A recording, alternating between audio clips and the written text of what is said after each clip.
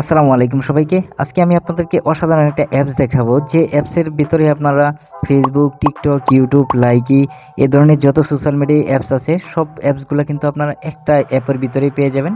তারপর সেখান থেকে আপনারা খুব সহজেই ব্যবহার করতে পারবেন। আর আপনাদেরকে খোঁজাখুঁজি করে ফেসবুক, টিকটক, ইউটিউব একটা একটা করে খুঁজতে হবে না।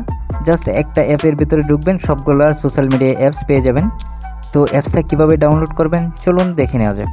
তো তার জন্য সম্পূর্ণ ভিডিওটি দেখতে থাকুন, ভিডিওটি স্কিপ করবেন না। তো অ্যাপসটাকে ডাউনলোড করতে হলে আমাদেরকে প্রথমে প্লে স্টোরে চলে যেতে হবে। তো আমি প্রথমে আমার মোবাইলে থাকা প্লে স্টোরে চলে যাব। প্লে স্টোরে যাওয়ার পর এখানে সার্চ বার পাবো। সার্চ বারে লিখতে হবে all social media in one app, এটা লিখে সার্চ করবেন।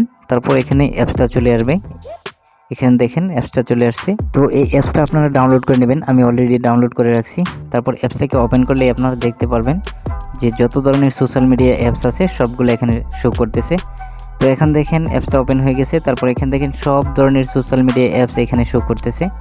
তো এখন চাইলে আপনি এখান থেকে YouTube, Facebook, Twitter, Instagram, Likee যে কোনো অ্যাপসের ভিতরে আপনি কিন্তু খুব সহজেই প্রবেশ করতে পারবেন। এখানে দেখেন মেসেঞ্জার, টেলিগ্রাম সব কিছু এখানে আছে।